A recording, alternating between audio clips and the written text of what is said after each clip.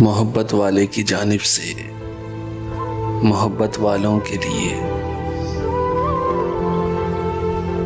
कोई चेहरा न सदा कोई बेकर होगा। वो जो बिछड़ेगा तो बदला हुआ मंजर होगा।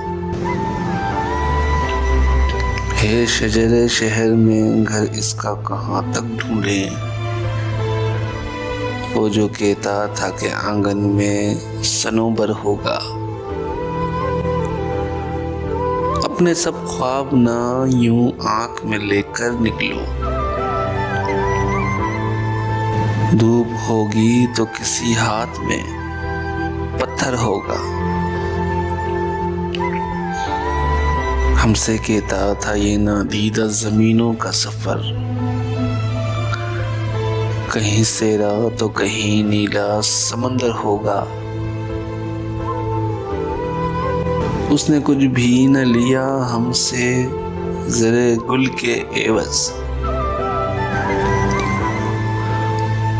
वो किसी फूल की बस्ती का तो नगर होगा। हम अगर होते उसे साया गुल में रखते। जिसने धूपों में जलाया वो सितमगर होगा। जिस्म की आग मेरा नाम बचाए रखना। अब के सुनते हैं कि बर्फीला दिसंबर होगा। मोहब्बत वाले की जानिब से एक छोटी सी काविश, अगर पसंद आई हो तो चैनल को सब्सक्राइब कर दें।